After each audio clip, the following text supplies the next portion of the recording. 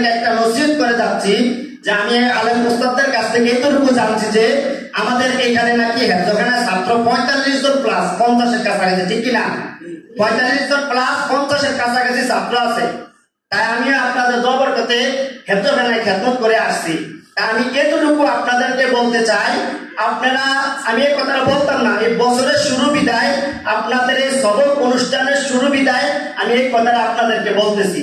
দেখেন, এই কারণে যে হেফজ যখন করবেন, প্রথমত ফার্স্ট অফ অল আপনার নাজরাটা ঠিক থাকতে হবে। আপনার নাজরা ঠিক থাকবে, আপনি হেফজখানায় গেলে সুন্দর মতন আপনি মুখস্থ করে বলতেন পড়া।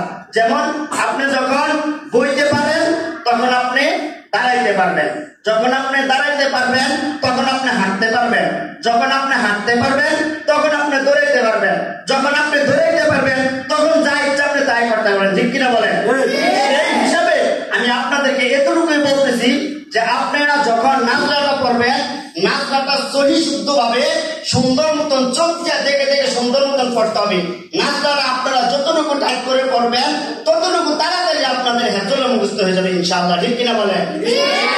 তাই আপনারা এটাই অনুরোধ রাখলাম, আপনারা নাজরা ঠিক করার পরে যখন হেফজখানা যাইবেন তখন সহি শুদ্ধ ভাবে পুঙ্খান্ন ভাবে আপনি ঠিক করে পড়ার সুযোগ পাইবেন না। কারণ আপনার মাগরিব থেকে আসা পর্যন্ত হচ্ছে আপনার শুধু সবকের টাইম, আর অন্য সময় সবক করলে বেশিরভাগ হয় না।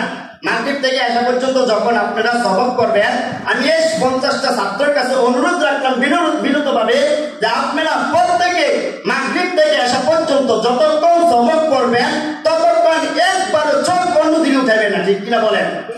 চেষ্টা করবেন তো ইনশাআল্লাহ? যখন আপনি সবক করবেন তখন চোখ একদিকে উঠাইতে পারবেন না। আপনি এই বছরের শুরু থেকে আমি এই কথাটা বলে দিচ্ছি আপনারে, অন্য বছরে যেভাবে উস্তাদদের পরামর্শে চলে আসছেন ঠিক এইভাবে উস্তাদদের পরামর্শে চলবেন। পরামর্শ চলার বিদায় আমার এই আমলটা একটু করার চেষ্টা করবেন, যেটা হচ্ছে আপনি যখন হেফজ করবেন, যখন আপনি নতুন সবক করবেন, যখন মুখস্থ করবেন, মাগরিব থেকে আসা পর্যন্ত যে সবকটা আপনি পড়বেন এটাকে আমরা বুঝতে পারি নতুন সবক, ঠিক কিনা? এই নতুন সবকটা আপনি যখন পড়বেন, আপনি নিজের মাগরিবের নামাজের পরে নামাজ পড়ে আয়েশা যখন এখানে আস্তাগফিরুল্লাহ দুরূদ শরীফ পড়িয়া আপনি যখন পড়াতে বলবেন, আপনার মনের মধ্যে এই ক্রিয়াটা আজকে থেকে চেষ্টা করবেন, এই সবকটি আজকে থেকে নিজের ভিতরে এই অভিজ্ঞতাটা নেবেন। একবারও চোখ উঠাইবেন না।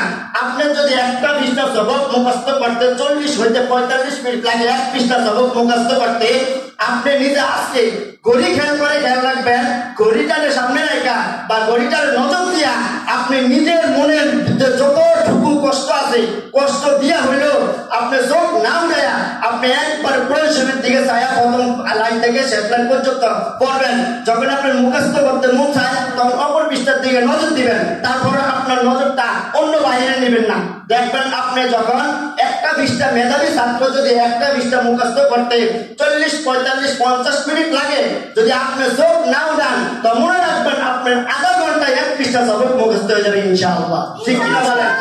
সেই বিধায় আমি আপনাদেরকে বলতেছি, যদি আধা ঘন্টায় এক পৃষ্ঠা সবক মুখস্থ করতে পারেন তাহলে ঘন্টা মাগরিব থেকে আসা পর্যন্ত সর্বনিম্ন হলেও আমাদের 1 ঘন্টা 20 মিনিট 1.5 ঘন্টা টাইম থাকে, ঠিক কিনা বলেন? মাগরিব থেকে আসা পর্যন্ত আমাদের 1 ঘন্টা 20 মিনিট 1.5 ঘন্টা এরকম টাইম থাকে না? যদি আধা ঘন্টায় এক পৃষ্ঠা সবক মুখস্থ করতে পারেন তাহলে আপনি 1 ঘন্টা 2 পৃষ্ঠা মুখস্থ করতে পারবেন নি? এক পৃষ্ঠা 2 পৃষ্ঠা যদি 1 ঘন্টা মুখস্থ করতে পারেন, যদি আপনি পরে আবার 7 সবকটা ঠিক রাখেন, 7 সবক ঠিক রাখার পরে যদি আপনি আমুকটা ঠিক রাখার পরে যদি এগুলা 2 পৃষ্ঠা রেগুলারলি সবক আপনি দিয়ে যেতে পারেন তাহলে আপনার পারা উঠবে কয় দিনে? 10 দিনে। কয় দিনে? 10 দিনে পারা উঠবে। এরপরে পারা শোনান সহকারে আমরা 12 দিন ধরলাম, ঠিক কিনা বলেন? 12 দিন ধরলাম। আচ্ছা, 12 দিন হইতে 15 দিন টার্গেট রাখবেন, সর্বশেষ 15 দিন টার্গেট রাখবেন একটা পারা পড়ার জন্য। যদি আপনি একটা পারা 10 দিনে শেষ করার পরে 2 দিনে শোনান